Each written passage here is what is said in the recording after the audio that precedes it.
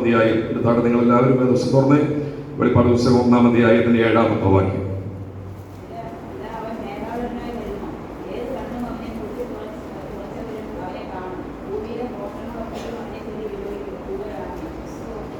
വെളിപ്പാട് പുസ്തകം 1-ാം അധ്യായത്തിന്റെ 7-ാമത്തെ വാക്യമാണ് വായിച്ചത്. ഇതാ അവൻ മേഘാരൂഢനായി വരുന്നു, ഏത് കണ്ണും അവനെ കുത്തി തുളച്ചവരും അവനെ കാണും, ഭൂമിയിലെ ഗോത്രങ്ങളൊക്കെയും അവനെ ചൊല്ലി വിലപിക്കും. അതങ്ങനെ തന്നെയാണ് എന്ന് പറഞ്ഞ് ദൈവത്തിന് മഹത്വം കൊടുക്കുകയാണ്. മേഘാരൂഢനായി വരുന്ന നമ്മുടെ കർത്താവ്.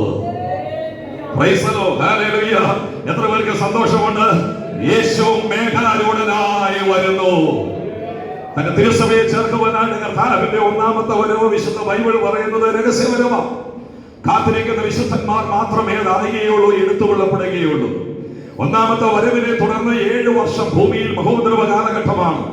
സ്തോത്രം. എല്ലാത്തിന്റെയും നേതാവായിട്ട് എതിർ ക്രിസ്തു രംഗത്ത് വരും. പക്ഷെ എതിർ ക്രിസ്തുവിന്റെ ആ ഉരുക്കു മുഷ്ടിയിൽ നിന്ന് ഈ ലോകത്തെ മോചിപ്പിച്ച് സമത്വ സുന്ദരമായ ഒരു ഭരണം നടത്തുവാൻ വേണ്ടി എതിർ ക്രിസ്തുവിന്റെ അതിക്രമത്തിൽ നിന്നും, എതിർ ക്രിസ്തുവിന്റെ വഞ്ചനയിൽ നിന്നും, എതിർ ക്രിസ്തുവിന്റെ ചതിയിൽ നിന്നും ഈ ലോകത്തെ മുഴുവനും രക്ഷിക്കുവാനും ലോകത്തിൽ ദൈവരാജ്യം സ്ഥാപിതമാകുവാനും വേണ്ടി യേശുക്രിസ്തുവിന്റെ മടങ്ങിവരവിന്റെ 2-ാം ഭാഗത്തെ കുറിച്ച് ഈ കടലിലെ വെളിപ്പാട്, അത് ആ പത്മോസ് ദ്വീപിൽ വെളിപ്പാടിൽ ആത്മാവിൽ യോഹന്നാൻ കണ്ടിട്ട് പറയുകയാണ്, ഇതാ എന്റെ യേശു മേഘാരൂഢനായി വരുന്നു.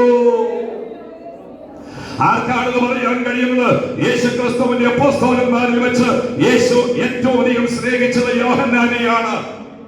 അവിടെ നിറഞ്ഞു നിൽക്കുന്ന ഒരു ആത്മീയ ദൂത് ഞാൻ പറയാം.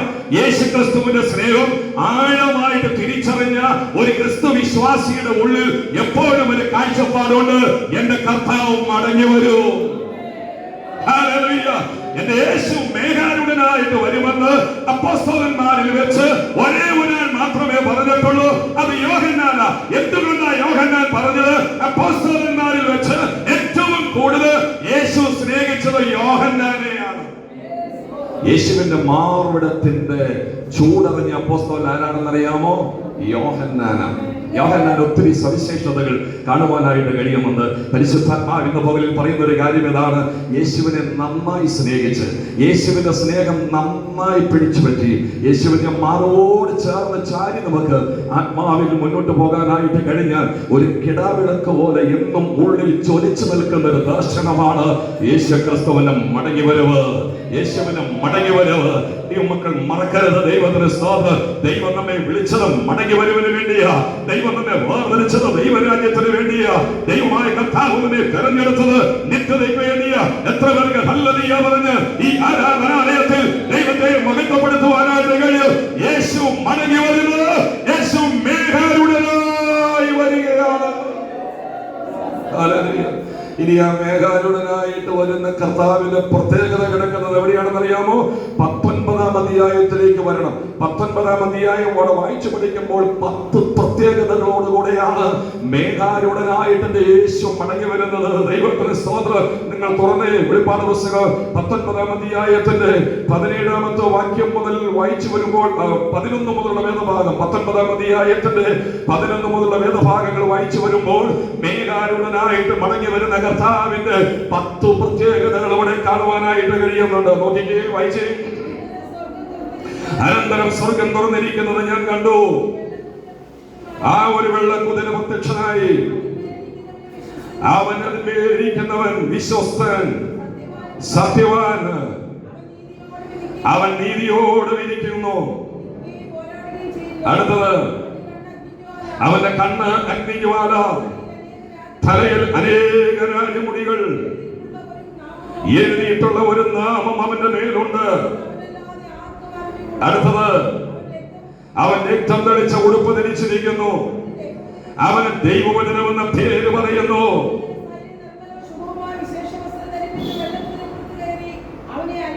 അടുത്തത്, ജാതികളെ വിട്ടുവാൻ അവന്റെ വായിൽ നിന്ന് മൂർച്ചയുള്ള വാൾ പുറപ്പെടുന്നു. 10 കാര്യം വായിച്ച ഭാഗത്ത് വന്നു കഴിഞ്ഞു. Praise the Lord, hallelujah. എങ്ങനെയാണ് നമ്മുടെ കർത്താവ് വരുന്നത്? സാധാരണ നിലയിലല്ല വരുന്നത്. പ്രത്യേകതയോടുകൂടെയാണ് യേശുക്രിസ്തു ലോകത്തിന്റെ ഭരണം ഏറ്റെടുക്കുവാൻ മേഘാരൂഢനായിട്ട് വരുന്നത്. ആ 10 പ്രത്യേകതയിലേക്ക് പ്രവേശിക്കുന്നതിന് മുമ്പ് വായിച്ച കുറിവാക്യത്തിൽ ഒരു ഭാഗം കൂടെ കാണുവാനായിട്ട് കഴിയുന്നുണ്ട്. ഏത് കണ്ണു എന്ന് പറഞ്ഞാൽ എല്ലാ കണ്ണും അവനെ കുത്തി തുളച്ചവര് അവനെ കാണും. അവനെ കുത്തി തുളച്ചത് യഹൂദ മതം റോമൻ ഭരണകൂടത്തിന് ശക്തമായ പ്രോത്സാഹനം കൊടുത്തിട്ട് യഹൂദ മതവും റോമൻ ഭരണകൂടവും ചേർന്ന് യേശുവിനെ കുത്തി തുളച്ചു. ദൈവത്തിന് നന്ദിയോടെ സ്തോത്രം. ഇന്ന് കൃപ പ്രാപിച്ച ദൈവമക്കൾ ഓർക്കുക, ഇന്ന് റോമൻ ഭരണകൂടമില്ല, പീലാത്തോസ് ഭൂമിയിലില്ല, ഹെരോദാവ് ഭൂമിയിലില്ല, ശാസ്ത്രിമാരുടെ ഭൂമിയിലില്ല, പരീശന്മാരുടെ ഭൂമിയിലില്ല. പക്ഷേ യേശു മഹത്വത്തിന്റെ പ്രത്യാശയായി പിതാവിന്റെ വലത്തുഭാഗത്ത് നിൽക്കുന്നത് എത്രയും താമസമില്ല ഈ ഭൂമിയിലേക്ക് വരാൻ പോകുകയാണ്. ദൈവത്തിന് സ്തോത്രം. അന്ന് ഉപദ്രവിച്ചവർ മുഴുവനും യേശുവിനെ കാണും. അന്ന് നിന്ദിച്ചവർ യേശുവിനെ കാണും. അന്ന് അവഗണിച്ചവർ യേശുവിനെ കാണും. അന്ന് തല്ലിയവർ യേശുവിനെ കാണും. അന്ന് കുത്തിയവർ യേശുവിനെ കാണും. അന്ന് തുപ്പിയവർ യേശുവിനെ കാണും. അന്ന് തീത്തുറഞ്ഞവർ യേശുവിനെ കാണും. ആ യേശുവിനെ എത്രമാത്രം രോഗിപ്പാൻ കഴിഞ്ഞു അവരെല്ലാവരും യേശുവിനെ കാണും. ഇത് നിങ്ങൾ ശ്രദ്ധിച്ച്, എന്നാൽ അതിനേക്കാളെല്ലാം ഉപരിയായി ആ പാവനമായ രക്തത്താൽ വീണ്ടെടുക്കപ്പെട്ടവര്, തന്റെ പ്രിയ മക്കളായി തീർന്നവര്, തേജസ്സിന്റെ അനുഭവത്തിൽ അവരെല്ലാവരേക്കാൾ ഉപരിയായി മണിയറവാസം കഴിഞ്ഞ് എന്റെ യേശുവിനോട് ചേർന്ന് ഈ ഭൂമിയിലേക്ക് വരുമ്പോൾ ലോകജാതികളെക്കാൾ ഉപരിയായി ഏറ്റവും അധികം യേശുവിനെ കാണുന്നതാരാ? കൃപ പ്രാപിച്ച നാമാണ്.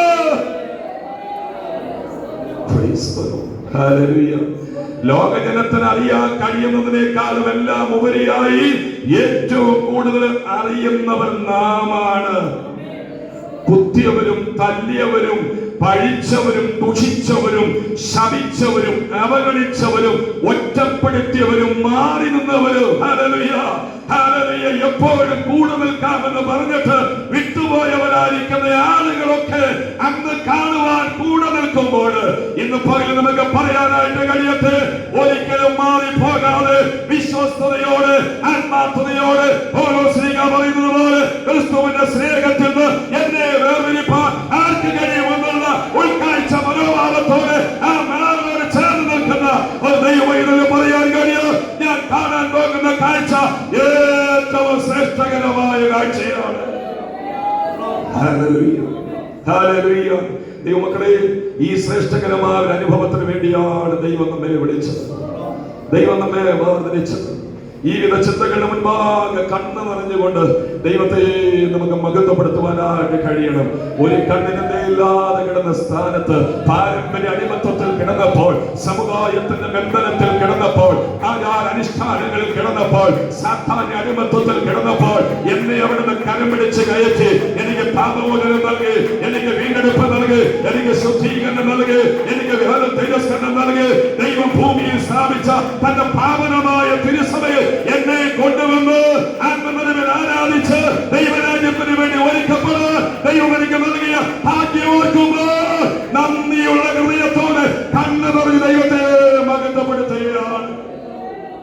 അതിന്റെ കാരണം നാം അനുഭവിച്ച സ്നേഹത്തെക്കാൾ ഏറ്റവും വലിയ സ്നേഹം എന്ന് പറയുന്നത് നമ്മുടെ കർത്താവിന്റെ സ്നേഹമാണ്. അവയെല്ലാവരും കർത്താവിനെ കാണും. പക്ഷെ ആ കാണുന്ന കൂട്ടത്തിലുള്ള ഒരാൾ അതിനേക്കാൾ ഉപരിയായി അതിനോട് ചേർന്നതിന്റെ ഏറ്റവും മോളിൽ നമുക്ക് പറയാനായിട്ട് കഴിയണം, എന്റെ കർത്താവിനെ അടുത്തു നിന്നാണ് കാണുന്നത്, എന്റെ കർത്താവിനോട് ചേർന്ന് നിന്നാണ് കാണുന്നത്. ദൈവത്തിന് നന്ദിയോട് സ്തോത്രം. ആകാശ മേഘങ്ങളിൽ എന്റെ കർത്താവ് പ്രത്യക്ഷപ്പെടുമ്പോൾ, മേഘാരൂഢനായുടെ ഭൂമിയിലേക്ക് വരുമ്പോൾ കുത്തിയവനും ഒറ്റപ്പെടുത്തിയവരും തള്ളിയവരുമല്ല താഴെ ഭൂമിയിൽ നിന്ന് പേടിച്ച് ആശ്ചര്യത്തോടുകൂടെ നോക്കുമ്പോൾ ഞാൻ അങ്ങനെയല്ല, എന്റെ കർത്താവിനോട് ചേർന്ന് ഈ ഭൂമിയിലേക്ക് വരികയാണ്. സഖറിയ പ്രവാചകൻ പറഞ്ഞിരിക്കുന്നു, എന്റെ കർത്താവ് തന്നോടുകൂടെ സകല വിശുദ്ധന്മാരും ഭൂമിയിലേക്ക് വരുന്ന ദിവസമാഗതമായിരിക്കുകയാണ്. 10 പ്രത്യേകതയോടുകൂടെ മേഘാരൂഢനായി രംഗത്ത് വരുന്ന യേശുക്രിസ്തുവിനെ കുറിച്ച് കേൾക്കുമ്പോൾ ആ ഒരുവനും രാജ്യത്തിന് വേണ്ടി ഒന്നുകൂടെ സമർപ്പിതരായി നമുക്ക് മുന്നോട്ട് പോകുവാനായിട്ട് കഴിയണം. സ്തോത്രം. വായിച്ച വാക്യങ്ങൾ ഇനി വായിച്ച് ഇനി ആവർത്തിപ്പാൻ ആഗ്രഹിക്കുന്നില്ല. അതിൽ കിടക്കുന്ന കാര്യങ്ങൾ ഞാൻ ഓരോന്ന് ദൈവമക്കളോട് പറയാം. ഒന്ന്, സമാധാനത്തിന്റെ പ്രതീകമായ വെള്ള കുതിരപ്പുറത്താണ് മേഘാരൂഢനായ യേശു വരുന്നത്. വെള്ള കാണിക്കുന്ന എന്തിനാ? സമാധാനത്തിന്റെ പ്രതീകമാണ്, സന്തോഷത്തിന്റെ പ്രതീകമാണ്, സ്വസ്ഥതയുടെ പ്രതീകമാണ്. ദൈവത്തിന് സ്തോത്രം. അപ്പോൾ ഭൂമിയിൽ നടന്നുകൊണ്ടിരിക്കുന്നത് എന്താണെന്ന് അറിയാമോ? ഇത് ക്രിസ്തുവിന്റെ വാഴ്ചയുടെ 7 വർഷത്തിന്റെ പൂർത്തീകരണത്തിന്റെ ദിവസമാണ്. 7 വർഷം എന്നുള്ള ആ കാലയളവിന്റെ ഏറ്റവും ഒടുവിലത്തെ ദിവസമാണ്. സ്തോത്രം. ലോക മനുഷ്യൻ മുഴുവനും വീർപ്പുമുട്ടിക്കൊണ്ട് ഒരു രക്ഷകനെ പ്രതീക്ഷിച്ചായിരിക്കുമ്പോൾ, ഒരു ഉദ്ധാരകനെ പ്രതീക്ഷിച്ചായിരിക്കുമ്പോൾ 7 വർഷങ്ങൾക്ക് മുമ്പ് തങ്ങൾ വിശ്വസിച്ച് അധികാരം കൊടുത്ത, പദവി കൊടുത്ത എതിർ ക്രിസ്തു ഒരു മഹാവിപത്താണ്, ഒരു ദുഷ്ടനാണ് എന്ന് മനസ്സിലാക്കി എതിർ ക്രിസ്തുവിന്റെ ഭരണത്തിൽ നിൽക്കക്കള്ളിയില്ലാതെ പൊറുതിമുട്ടി 7 വർഷത്തിന്റെ സമാധാന ദിവസത്തിലേക്ക് അടുത്തു വരുമ്പോൾ ആകാശമേഘങ്ങളെ തുറന്നുകൊണ്ട് അരുവനാഥൻ ഭൂമിയിലേക്ക് വരികയാണ്. സന്തോഷമില്ലാതെ ദുഃഖമായി, വേദനയായി, അത് ഭരണമായി, പ്രശ്നങ്ങളായി, പ്രതിസന്ധികളായി നിൽക്കുന്നവരുടെ ഉള്ളിലല്ല ആകാംക്ഷയുടെ വിത്ത് അവിടെ പാകുകയാണ്. സ്തോത്രം, സ്തോത്രം, സ്തോത്രം. ഒരു രക്ഷകനെ പോലെ വരികയാ, ഒരു നിരിസൂരനെ പോലെ വരികയാ, വെള്ളക്കുതിരപ്പുറത്ത് അത് കടന്ന് നമ്മുടെ കർത്താവ് വരികയാ. ഈ സന്ദേശം കേൾക്കുമ്പോൾ കൃപ പ്രാപിച്ച ദൈവമക്കൾക്ക് എത്ര പേർക്ക് ആത്മാവിൽ ഒന്ന് കാണാൻ കഴിയും? ആത്മാവിൽ കാണുന്നവരുടെ അവരുടെ അന്തരംഗം ആത്മാവിൽ നിറഞ്ഞു പ്രകാശിച്ചിട്ട് അവര് പറയുമെന്റെ ദൈവമേ, ആ രംഗം എത്രയോ ശ്രേഷ്ഠകരമാണ്. സ്തോത്രം, സ്തോത്രം, സ്തോത്രം. അപ്പൊ എന്തിനാ സമാധാനത്തിന്റെ പ്രതീകമായി വെള്ളക്കുതിരപ്പുറത്ത് എന്റെ യേശു ഭൂമിയിലേക്ക് വരുന്നത്? ഭൂമിയിൽ സമാധാനം നടപ്പിലാക്കാൻ, ഭൂമിയിൽ സമാധാനം സ്ഥാപിക്കുവാൻ, ഭൂമിയിലെ അധർമ്മത്തെ മുദ്ര ചെയ്യുവാൻ. തെസ്സലോനിക്ക ലേഖനം വായിക്കുമ്പോൾ അവിടെ കാണാൻ കഴിയുന്നത് അധർമ്മത്തിന്റെ മർമ്മം ഇപ്പോഴേ വ്യാപരിക്കുന്നുണ്ട്, നീതി നിഷേധിക്കപ്പെടുന്നു, എങ്ങും കൊല്ലും കൊലയുമാണ് കാണുവാനായിട്ട് കഴിയുന്നത്. എതിർ ക്രിസ്തുവിനെ ആർക്കും നിയന്ത്രിക്കാൻ കഴിയാത്ത രീതിയിൽ തികഞ്ഞ ഏകാധിപതിയായി, തികഞ്ഞ സ്വേച്ഛാധിപതിയായി ലോകത്തെ മുഴുവന് അടക്കി ഭരിക്കുമ്പോൾ ആ സംഹാരമൂർത്തിയെ ഒതുക്കുവാനും ഇല്ലായ്മ ചെയ്യുവാനും ഒറ്റ ഒരാൾക്ക് മാത്രമേ കഴിയത്തുള്ളൂ, നമ്മുടെ കർത്താവിന് മാത്രമേ കഴിയത്തുള്ളൂ. ഒരു സന്ദേശം കൂടെ, ഒരു ആത്മീയ ദൂത് കൂടെ ഞാൻ നിങ്ങളോട് പറയാം. എത്ര വർദ്ധിത വീര്യത്തോടുകൂടെ പൈശാചിക ശക്തി സംഹാര താണ്ഡവമാടിയാലും, എത്ര വർദ്ധിത വീര്യത്തോടുകൂടെ പൈശാചിക ശക്തി ബന്ധിച്ചാലും യേശുവിന് അസാധ്യമായിട്ടൊന്നുമില്ല. സ്തോത്രം, സ്തോത്രം, സ്തോത്രം, സ്തോത്രം, സ്തോത്രം. സ്വർഗത്തിൽ വസിക്കുന്നവൻ ചിരിച്ചൊരു സമയമുണ്ട്. 7 വർഷമാകട്ടെ, ആ ദിവസം അങ്ങ് പൂർത്തീകരിക്കപ്പെടട്ടെ. ദൈവത്തിന്റെ സ്തോത്രം. ലോകത്തിന്റെ മോചകനായി, ലോകത്തിന്റെ രക്ഷകനായി, ലോകത്തിന്റെ ഉദ്ധാരകനായി 7 വർഷം പൂർത്തീകരിക്കുന്ന അതേ കൃത്യ ദിവസം തന്നെ ദേശം മടങ്ങി വരുമെങ്കിൽ വാഗ്ദത്തം പ്രാപിച്ച ദൈവമക്കളോർത്തോള് വാഗ്ദത്തത്തിനൊരു നിവൃത്തിയുണ്ട്.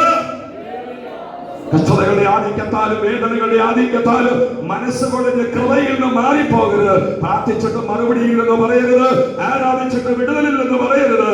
ഇന്ന് പോയി ദൈവാത്മാവ് പറയുകയാണ്, ഒരു സമയം ദൈവം വെച്ചിട്ടുണ്ട്, വിടുതലുണ്ട്, ഒരു നന്മയുണ്ട്, ഒരു ദൈവപ്രവൃത്തി വെളിപ്പെടും. ആത്മാവിൽ ഏറ്റെടുത്ത് ദൈവത്തെ മഹത്വപ്പെടുത്തുവാനായിട്ട് കഴിയണം. സ്തോത്രം. മടങ്ങി വരുന്ന യേശുക്രിസ്തുവിന്റെ ഒന്നാമത്തെ പ്രത്യേകത ഭൂമിയിലെ അസമാധാനം മാറ്റി സമാധാന സ്ഥാപിതമാകുവാൻ യേശു മടങ്ങി വരികയാണ്. രണ്ടാമത്തെ വാക്ക് നിങ്ങൾ വായിച്ചല്ലോ. എങ്ങനെയാണ് മേഘാരൂഢനായ യേശു വരുന്നത്? വിശ്വസ്തനായിട്ടാണ് വരുന്നത്. എന്തിനാണ് അങ്ങനെ ഒരു വാക്ക് അവിടെ കൊടുത്തിരിക്കുന്നത് അറിയാമോ? 7 വർഷങ്ങൾക്ക് മുമ്പ് എതിർ ക്രിസ്തു ലോകത്തിന്റെ ഭരണം ഏറ്റെടുക്കുമ്പോൾ കപട വിശ്വസ്തതയാണ് അവിടെ വിഭാവനം ചെയ്യുന്നത്. ദാനിയേൽ പ്രവചനം വായിക്കുമ്പോഴും വെളിപ്പാട് പുസ്തകത്തിലെ ഇതര ഭാഗങ്ങൾ വായിക്കുമ്പോഴും മതങ്ങളുമായി താൻ വിശ്വസ്തത വാഗ്ദാനം ചെയ്തു, രാഷ്ട്രങ്ങളുമായി വിശ്വസ്തനായിരിക്കാമെന്ന് വാഗ്ദാനം ചെയ്തു. ഹല്ലേലൂയ. മറ്റു പല മേഖലകളിലും തന്റെ ആ കപടത ജനത്തിന് തിരിച്ചറിയാൻ കഴിയാതെ ഒരു പരുവത്തിൽ പറഞ്ഞാൽ ആകെ വെട്ടിന് വീണതുപോലെയായി 7 വർഷത്തെ ഭരണത്തില് 3.5 വർഷം കഴിഞ്ഞപ്പോഴാണ് ലോകജനത്തിന് മനസ്സിലായത് തങ്ങൾ വിശ്വസിച്ച് ഫലമേൽപ്പിച്ചവൻ വിശ്വസ്തനല്ല. അപ്പൊ ലോകം മുഴുവനും എന്താ നടക്കുന്നത്? അവിശ്വസ്തതയാണ്. എതിർ ക്രിസ്തു രാജ്യങ്ങളോട് അവിശ്വസ്തത കാണിച്ചു, മതങ്ങളോട് അവിശ്വസ്തത കാണിച്ചു, രാജാക്കന്മാരോട് അവിശ്വസ്തത കാണിച്ചു, സകലരോടും അവിശ്വസ്തത കാണിച്ചപ്പോൾ ആ അവിശ്വസ്തത ഇല്ലായ്മ ചെയ്യുവാൻ വേണ്ടി ഒരാൾ വരുന്നു. മേഘാരൂഢനായി വരുന്ന വിശ്വസ്തനായിരിക്കുന്ന കർത്താവ്. സഹോദരൻ, അവിടെ ദൈവമക്കളുടെ ഒരു ദൂത്, ആരെല്ലാം നമ്മളോട് അവിശ്വസ്തത കാണിച്ചാലും മറ്റുള്ളവരുടെ അവിശ്വസ്തതയിൽ നമ്മൾ വീർപ്പുമുട്ടി ഹൃദയം മുറുങ്ങി തേങ്ങി ആകുലപ്പെട്ട് എന്റെ ദൈവമേ ഞാൻ എന്ത് ചെയ്യും, കെട്ടുപോയല്ലോ, ചതിയിലായല്ലോ എന്ന് പറഞ്ഞ് ഭാരപ്പെടുന്നവരുണ്ടെങ്കിൽ ദൈവാത്മാവ് നിങ്ങളുടെ നേരെ വില ചൂണ്ടിക്കൊണ്ട് ദൂത് പറയുകയാണ്. രക്ഷിപ്പാൻ കഴിവുള്ള യേശു പ്രവർത്തിക്കുന്നവനാണ്. കാരണം അവിശ്വസ്തത ദൈവം വെച്ച് പൊറിപ്പിക്കത്തില്ല. ദൈവം വിശ്വസ്തതയുടെ ദൈവമാണ്. ദൈവം നീതിയുടെ ദൈവമാണ്. ദൈവത്തിന്റെ സ്തോത്രം. നിയമത്തിൽ കാണാൻ കഴിയുന്നുണ്ട്, മനുഷ്യൻ അവിശ്വസ്തനായാലും ദൈവം വിശ്വസ്തനാണ്. കാരണം എന്താ? തന്റെ സ്വഭാവം ത്യജിപ്പാൻ തനിക്ക് കഴിയുകയില്ല. കർത്താവിന്റെ സ്തോത്രം. അപ്പൊ എതിർ ക്രിസ്തു അവിശ്വസ്തനായപ്പോൾ യേശു ക്രിസ്തു വിശ്വസ്തനായി മേഘാരൂഢനായിട്ട് ഭൂമിയിലേക്ക് വരുന്നു. മൂന്നാമത് പറഞ്ഞിരിക്കുന്ന വാക്ക് സത്യവാൻ. സത്യത്തിന് വേണ്ടി മാത്രം നിൽക്കുന്നവർ. ശ്രദ്ധിക്കുക, യേശു പറഞ്ഞല്ലോ, സത്യത്തിന് സാക്ഷി നിൽക്കേണ്ടതിന് ഞാൻ ഭൂമിയിലേക്ക് വന്നു. സത്യനിൽപ്പരായവർ എന്റെ വാക്ക് കേൾക്കുന്നു. മറ്റൊരു ഭാഗത്ത് യേശു പറഞ്ഞു, ഞാൻ തന്നെ വഴിയും ഞാൻ തന്നെ സത്യവും ഞാൻ തന്നെ ജീവനുമാണ്. ദൈവത്തിന്റെ സ്തോത്രം. ആദ്യത്തെ വിശ്വസ്തതയിൽ നമ്മൾ ചിന്തിച്ചതുപോലെ ലോകജനം മുഴുവനും എതിർ ക്രിസ്തു സത്യമുള്ള ഒരാളാണെന്ന് മനസ്സിലാക്കിക്കൊണ്ടാണ് ഏകലോക ഭരണകൂടം രൂപീകരിച്ച് അതിന്റെ തലപ്പത്തേക്ക് എതിർ ക്രിസ്തുവിനെ കൊണ്ടുവന്നത്. പക്ഷെ കുറച്ച് കഴിഞ്ഞപ്പോൾ അവർക്ക് മനസ്സിലായി, ഇവൻ സത്യവാനല്ല, ഇവൻ കൊടും ചതിയനാണ് എന്ന് മനസ്സിലായി. ദൈവത്തിന് നന്ദിയോടെ സ്തോത്രം. അതിന്റെ മധ്യത്തിലേക്കാണ് ലോകം കണ്ടതിലേക്ക് വെച്ച് ഏറ്റവും വലിയ സത്യവാനായി യേശു വരുന്നത്. ഇന്ന് പകൽ ഓർക്കുക, മനുഷ്യന്റെ ചിന്തകൾക്കല്ല അപ്പുറമായ രീതിയിൽ യേശുവിന്റെ സത്യം മികച്ചതാണ്. അതുകൊണ്ടല്ലേ ബൈബിൾ പറയുന്നത്, ദൈവത്തിന്റെ സ്തോത്രം, ഹല്ലേലൂയ, സത്യത്തിന് സാക്ഷി നിൽക്കേണ്ടതിന് ഞാൻ ഭൂമിയിലേക്ക് വന്നു. എന്നിട്ട് ലേഖനങ്ങളിൽ യേശുക്രിസ്തുവിന്റെ വാക്കുകളെല്ലാം പരാമർശിച്ചിട്ട് എഴുത്തുകാർ പറയുന്ന ഒരു കാര്യം ഇതാണ്: നീ സത്യം വിൽക്കുകയല്ല, നീ സത്യം വാങ്ങണം. ദൈവത്തിന് സ്തോത്രം. അതിന്റെ കാരണം സത്യത്തിന് വില കൊടുത്ത കർത്താവാണ് നിന്റെ ആദർശ പുരുഷൻ. സഹോദരം, നിന്റെ മാതൃക, നിന്റെ റോൾ മോഡൽ എന്ന് പറയുന്ന യേശുവാണ്. 10 കാശിന് സത്യം ചവിട്ടി മെതിച്ചവനല്ല, 10 കാശിന് സത്യം വിറ്റ് തിന്നവനല്ല. ദൈവത്തിന്റെ സ്തോത്രം. അവിടെ ഒരു സ്വഭാവം, ഇവിടെ ഒരു സ്വഭാവം, രാവിലെ ഒരു സ്വഭാവം, ഉച്ചയ്ക്ക് ഒരു സ്വഭാവം. പ്രവാചകൻ പറയുന്ന പോലെ ചട്ടത്തിന്റെ ചട്ടം, സൂത്രത്തിന്റെ സൂത്രം, അവിടെയൊന്ന് ഇവിടെയൊന്ന്. ഇതല്ല എന്റെ യേശുവൻ എന്ന് പറയുന്നത്. യേശുവൻ ഒരു സ്വഭാവം, ഒരു മുഖം. ഏത് മുഖമോ ഏത് സ്വഭാവമാണ്? അത് സത്യത്തിന്റെ മുഖം മാത്രമേ എന്റെ യേശുവനുള്ളൂ. അപ്പൊ കണ്ണടച്ച് വിശ്വസിക്കാൻ കഴിയുന്ന, ഹൃദയംഗമായി നമുക്ക് ചേർന്ന് നിൽക്കാൻ കഴിയുന്ന നമ്മുടെ അരുമനാഥന എന്ന പകലില് ആരാധനയിലൂടെ ഉയർത്തി കാണിക്കുമ്പോൾ ഈ വിഷയങ്ങളുമായി ബന്ധപ്പെട്ട് ഞെരുങ്ങുന്ന, ഭാരമനുഭവിക്കുന്ന, ഉള്ളിൽ വേദന അനുഭവിക്കുന്ന മുഴുവൻ ദൈവമക്കളും ഒരു ആത്മീയ ദൂത ഏറ്റെടുത്തുകൊണ്ട് പറയാനായിട്ട് കഴിയണം: എന്റെ സത്യം ജയിക്കുന്ന ദിവസം അടുത്തു വരും, എനിക്ക് നീതി വെളിപ്പെടുന്ന ദിവസം അടുത്തു വരും. ദൈവത്തിന് നന്ദിയോടെ സ്തോത്രം. എന്റെ ദൈവം വിശ്വസ്തനാണ്. നാലാമത്തെ വാക്യം നിങ്ങൾ നോക്കിക്കേ. നീതിയുള്ള വിധിക്ക് വേണ്ടിയാണ് വരുന്നത്. നാലാമത്തെ ഭാഗം അവിടെ കാണാനായിട്ട് കഴിയുന്നുണ്ട്. അവരെങ്ങനെ വിധിക്കുന്നതാണ് വായിക്കുന്നത്? നീതിയോട് വിധിക്കുന്നു. ഹല്ലേലൂയ. ദാനിയേൽ പ്രവചന വെളിപ്പാട് പുസ്തകം ചേർത്ത് പഠിക്കുമ്പോൾ നമുക്ക് കാണാനായിട്ട് കഴിയുന്നുണ്ട്. സ്തോത്രം. എതിർ ക്രിസ്തുവിന്റെ ഭരണത്തിൽ നീതിയുള്ള വിധിയല്ല, അന്യായ വിധിയാണ്. അവിടെ ന്യായം കാണുവാനായിട്ട് കഴിയുന്നില്ല. എന്നാൽ യേശുക്രിസ്തുവിന്റെ വിധിയിൽ നീതി മാത്രമേ ഉള്ളൂ. സ്തോത്രം. സംഗീതക്കാർ പറയുന്ന കാര്യം ഇതാണ്: നീ എന്റെ കാര്യവും വ്യവഹാരവും നടത്തി നീതിയോട് വിധിച്ചുകൊണ്ട് സിംഹാസനത്തിൽ ഇരിക്കുന്നു. ഓർക്കുക, നമ്മുടെ കർത്താവ് അനീതിയുള്ളവനല്ല, നീതിയുള്ളവനാണ്. ലോകത്തിലെ അനീതി മാറ്റി നീതിയോട് ഭരണം സ്ഥാപിക്കാനാണ് എന്റെ യേശു വരുന്നത്. യശയ്യാപ്രവാചകൻ ആത്മാവിനത് കണ്ടുകൊണ്ട് പറയുന്നുണ്ട്: ഒരു രാജാവ് നീതിയോട് ഭരിക്കും. ദൈവത്തെ മഹത്വപ്പെടുത്തിയാട്ട് മേഘാരൂഢ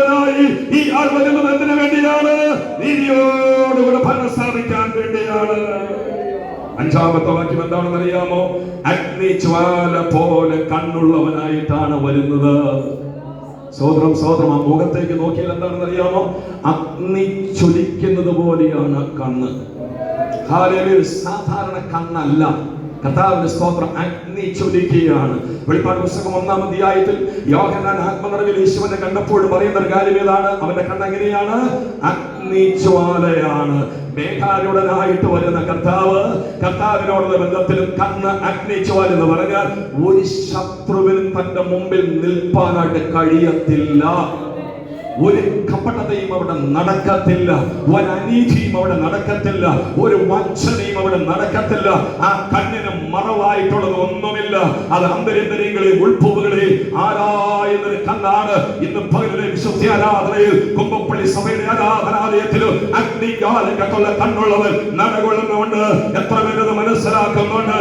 എന്നെ അറിയുന്നവർ, എന്റെ ആരാധന അറിയുന്നവർ, എന്റെ സ്തോത്രം അറിയുന്നവർ, കഴിഞ്ഞ ആഴ്ചയുടെ ഓരോ ദിനങ്ങളിലും ഞാൻ എങ്ങനെയായിരുന്നു എന്ന് നന്നായിട്ട് എന്നെ അറിഞ്ഞിട്ട് ഇന്നത്തെ ആരാധനയിൽ എന്നെ അനുഗ്രഹിക്കാൻ പ്രാപ്തനായ എന്റെ കർത്താവ് എന്നോട് കൂടെയുണ്ട്. അതോർത്ത് ദൈവത്തെ സ്തുതിക്കണം. ദൈവത്തിന് സ്തോത്രം. കണ്ണിനൊന്നും മറവായിരിക്കുന്നില്ല. ഹല്ലേലൂയ. ഇസഹാക്കിന്റെ വാർദ്ധക്യത്താൽ കണ്ണിന്റെ കാഴ്ച കുറഞ്ഞു. കണ്ണിന്റെ കാഴ്ച നഷ്ടപ്പെട്ടത് കൊണ്ട് യാക്കോബ് ആ പണി ചെയ്തത്. ഇനി അതിലേക്ക് പോകാൻ സമയമില്ല. പക്ഷേ കണ്ണിന്റെ കാഴ്ച കുറഞ്ഞാൽ എന്ത് പണിയും ചെയ്ത് എങ്ങനെയും ജയിക്കാം. ഏത് കപടതയും കഴിവുകേടാണല്ലോ കഴിവുള്ളവർ മുതലാക്കിയെടുക്കുന്നത്. ബലഹീനതയാണ് ബലവാൻ മുതലാക്കിയെടുക്കുന്നത്. അറിവില്ലാത്തവനെയാണ് അറിവുള്ളവൻ മുതലാക്കിയെടുക്കുന്നത്. അതാണ് ലോകത്തിന്റെ പ്രത്യേകത. വടക്കേന്ത്യ സംസ്ഥാനങ്ങളിലൊക്കെ നമുക്ക് അത് തന്നെയാണ്. ലോകത്തിന്റെ എല്ലാ സ്ഥലങ്ങളിലും കഴിവുകേട്, അറിവുകേട്, ബലഹീനതകൾ, പ്രാപ്തിക്കുറവ്, പലതും ശേഷിയില്ലായ്മ, വിദ്യാഭ്യാസ കുറവ്, ഇതാണ് പലയിടത്തും പലരും മുതലാക്കിക്കൊണ്ടിരിക്കുന്നത്. എന്നാൽ എന്റെ കർത്താവ് കഴിവുകേട് മുതലാക്കുന്നവരല്ല, കഴിവുകേട് പരിഹരിക്കുന്ന ഒരു കർത്താവാണ്. ദൈവത്തിന് നന്ദിയോടെ സ്തോത്രം. എല്ലാവരും ചേർന്നൊരിക്കൽ കൂടെ ദൈവത്തിന് നന്ദിയോടെ സ്തോത്രം ചെയ്തോട്ട്. മേഘാരൂഢനായിട്ട് വരുന്ന എന്റെ യേശുവിന്റെ അഞ്ചാമത്തെ പ്രത്യേകത, അവൻ അഗ്നിജ്വാലയ്ക്കുള്ള കണ്ണുള്ളവനായിട്ടാണ് വരുന്നത്.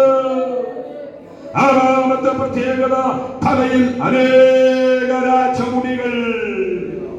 രണ്ടു പ്രാവശ്യം അത് പറയുന്നുണ്ട്. 16-ാമത്തെ വാക്യത്തിലും അവിടെ പറയുന്നുണ്ട്, തലയിൽ രാജമുടികൾ. എന്തിനെ കാണിക്കുന്നു? യേശു രാജാവായിട്ടാണ് വരുന്നത്. സ്തോത്രം സ്തോത്രം സ്തോത്രം. 7 എഴുതിയിട്ടുള്ള ഒരു നാമം അവന്റെ മേൽ എഴുതിയിട്ടുണ്ട്. അത് അവനല്ലാതെ മറ്റാർക്കും അറിയത്തില്ല. ഒറ്റ കാര്യം ഞാൻ പറയാം, ആ നാമം നമ്മൾ കൂടുതൽ വ്യാഖ്യാനിച്ചപ്പോൾ നമുക്ക് പിടികിട്ടത്തില്ല.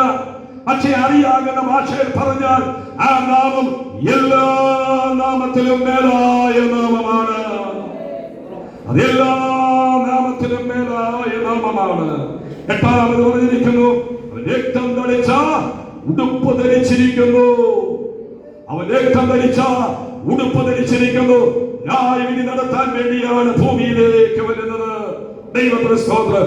9-ാമത് പറയുന്നു, ദൈവവചനമെന്ന ഒരു പേരവിടെ വെളിപ്പെടുത്തിയിട്ടുണ്ട്. അവന്റെ പേരെന്താണ്? ദൈവവചനമെന്നാണ്. യേശുക്രിസ്തുവിന് അനേക പേരുകളുള്ളതിൽ ഒരു പേരാണ് ദൈവവചനം. ഇപ്പോൾ നിങ്ങൾ എന്താ കേട്ടുകൊണ്ടിരിക്കുന്നത്? ദൈവവചനം കേട്ടുകൊണ്ടിരിക്കുക എന്ന് പറയുമ്പോൾ അതിനകത്തുള്ള ആശയം എന്താ? എന്റെ യേശുവിനെ കുറിച്ച് കേട്ടുകൊണ്ടിരിക്കുക. ഒരു കാലമേ പറയാനായിട്ട് കഴിയുമോ? സോദര സോദര എപ്പോഴും ഓർത്തോളോട്ടോ, ഞാൻ ദൈവവചനം കേൾക്കുക, ദൈവവചനം കേൾക്കാൻ പോവുക. റേഡിയോയിലൂടെ ഞാൻ ദൈവവചനം കേൾക്കുക, ടിവിയിലൂടെ ദൈവവചനം കേൾക്കുക, കൂട്ടായ്മ യോഗത്തിനുമായി ദൈവവചനം കേൾക്കുകയാണ്. ഒരു സഹോദരനിലൂടെ ഞാൻ ദൈവവചനം കേൾക്കുക, വ്യക്തിപരമായി ഞാൻ ദൈവവചനം കേൾക്കുക, പുതിയ യോഗത്തിലുള്ള ശുശ്രൂഷകളിലൂടെ ഞാൻ ദൈവവചനം കേൾക്കുക എന്ന് പറഞ്ഞാൽ നിങ്ങൾ ഓർക്കേണ്ട ഒരു കാര്യം ഇതാണ്, ഞാൻ കേൾക്കുന്നത് പറയുന്നയാളുടെ വചനമല്ല, എന്റെ യേശുവിന്റെ വചനമാണ്. എന്റെ യേശുവിന്റെ വചനമാണ്. യേശുവിന്റെ വചനമായിട്ട് ദൈവത്തിന്റെ വചനത്തെ ഏറ്റെടുക്കുമ്പോഴാണ് ഉള്ളിൽ ആത്മാവിൽ ഒരു കത്തൽ ഉണ്ടാകുന്നത്. സോദരം സോദരം 10-ാമത് പറഞ്ഞിരിക്കുന്നത് എന്നാണെന്നറിയാമോ? അവന്റെ വായിൽ നിന്ന് മൂർച്ചയുള്ള വാൾ പുറപ്പെടുന്നു. എന്തിനു വേണ്ടിയാണ് വരുന്നത്?